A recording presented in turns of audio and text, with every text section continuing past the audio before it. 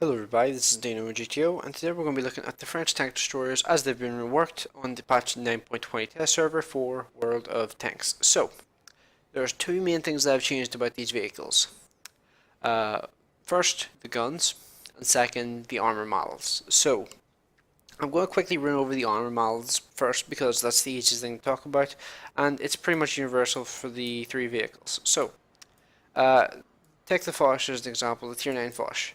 This thing here now has 70mm of side armor. So it's 70mm all over the side and all over the side. So there's also another area which you wouldn't realize unless you were looking for it, that it's been changed as well. This area here, do you see this where the line is? That kind of like goes along here, goes down here, comes around here, and goes down there. Like it's the same over here as well. This area from this line up to the front armor is 70mm as well. It's going to be the same thickness as the side armor as far as I've worked out. As far as I can remember from looking at the models on TanksGG, it's going to be pretty much the same thickness as the armor on the side. So it's exactly the same story for the Foch B and exactly the same story for the SE48. So that sums up the armor changes. Of course, like this one here is going to have 55, 55, 55. This one 70, 70, 70. And this one here 80, 80, 80. So that pretty much sums up the armor changes. As far as I'm aware, at least, like I don't think there's anything that's changed in terms of like the thickness of like the rangefinder or the RTD2 thing on the top either. So yeah. Let's see. So I should just point out something about the tier 8. Tier 8 still has the AA turret in the back, which is pretty much going to negate the armor buffs that it did receive because, well, it's pretty hard to miss this thing. This thing's gigantic. And if you miss, if you're aiming at this thing here and you miss and hit, and you miss the shot and it hits to the left, you're pretty much guaranteed to hit this thing because it only has 50 armor. And the armor really does not work very well, or does not, like, it pretty much doesn't exist on this turret. This turret has no armor, like, effectively, so yeah. The armor buffs don't really mean much to the tier pretty much, and they aren't really going to help that much, but it's nice that the side armor is not going to be overmatched by 122mm guns, which was the case for the tier 9, and the Foch 155, back when it was the Foch 155. Both of these three vehicles all had the issue of like 122mm guns just being able to penetrate the side armor every single time. Didn't matter if you showed this much side armor, they would still be able to penetrate because overmatching. So yeah, so pretty nice buff overall for these three vehicles. So time to go on to the guns. So these three tanks, interestingly enough, pretty much have exactly the same gun across the three tiers. So there's obviously going to be some statistical differences between the different vehicles because they're at different tiers. Like, I mean, you can see the firepower rating changing, like, as you go up in tiers. It goes from 320 to 432 to 582. So what happens at tier 8? And you get like the weakest variant of this tank destroyer 120mm autoloader. So you get a 3-shot clip, 2.7 seconds between each shot, 34 seconds complete reload, 0.37 accuracy, 2.7 second aiming time. But these stats here, in terms of damage and penetration, remain exactly the same. So, in terms of these stats, like the accuracy and aiming time, those can change, and so can the mash hits in the autoloader and the actual in-clip reload and the overall clip reload can change too. But the penetration and the damage remains the same for all of the different vehicles. Same with the weight, but the weight doesn't really matter. So, unless I doubt it changes, no it doesn't. Right, so when you move up to the tier 9 gets a 4-shot clip instead of a 3-shot clip. It gets a 2.4 second reload between each shot instead of 2.7, and the reload actually for the overall reload of the clip is still 34 seconds, and the accuracy improves and the aiming time improves, both the accuracy by 0.02 and the aiming time by 0.2. So you can see how the gun's improving as you go up in the tiers. And then when you move to the Foch B, oops, I don't want to do that. When you move to the Foch B, you get 6 shots in the clip. So you actually go up by 2 shots instead of 1, like you did from tier 8 to tier 9. there's a 2 second time period between a shot instead of 2.4, so even faster time, like even less time between each shot. But because it has 6 shots in the magazine now instead of 4, you have a 38 seconds complete clip reload, so that's about 4 seconds more, I think, than the Foch a tier 9. Yes, it is. So it increases the overall clip reload by a little, but you do get an extra 2 shots over the tier 9. Dispersion improves a little bit by 0.01, and the aiming time improves by 0.2. Alright, so I've actually had to re-record this part because I found myself rambling too much about the thing for the last time I tried to record. I ended up talking about for like 15 minutes about like the playstyle I reckon these vehicles were going to have, and I felt like I want to keep this video around 15 minutes long total, not about 25 minutes like it was last time. So I'm going to try and cut this down a bit by recording this here and try and get straight to the points about the playstyle I reckon these vehicles could potentially have. So I feel like it's such an interesting concept in the game to have what I would call like a reasonably heavily armored auto-loading vehicle. Like, and this is probably the only real way we could ever really have a heavily armored auto-loading vehicle line in the game, because well, having a heavily armored autoloader with a full turret would be blatantly overpowered, or it would be ridiculously slow to the point where nobody would use it. Um, so this was like the only way to like really keep like the speed that you associate with an autoloader, because most autoloaders are pretty quick. Um, Along with like the powerful guns of an autoloader, like so. I'm just trying to think like having them as tank destroyers is really the only option Wargame really had to make this kind of playstyle like to make this kind of thing in the game a reality. Um, because tank destroyers at least can be tracked and outflanked relatively easily. And if you come up from behind a tank destroyer and track it twice, it's pretty much screwed. But that's pretty much the situation with a tank destroyer.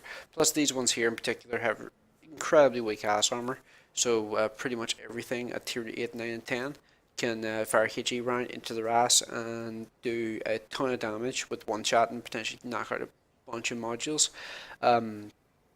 So yeah, these things here, they have a ton of potential, but they're also restricted by the fact they are tank destroyers.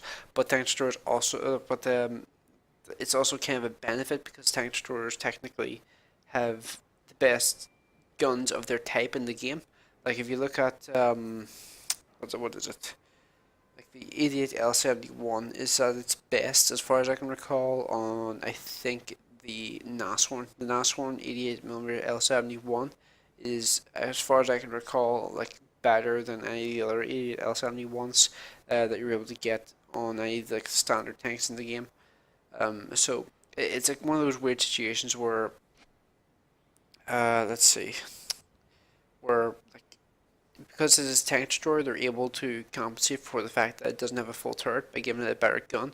But the fact that it doesn't have a full turret, even though that allows it to have a better performing gun, it still means that it's restricted in terms of like how you can play it, and like the maximum potential you can get out of it. Because if you're outflanked in a tank destroyer, you're pretty much screwed. Like you're going to die pretty much.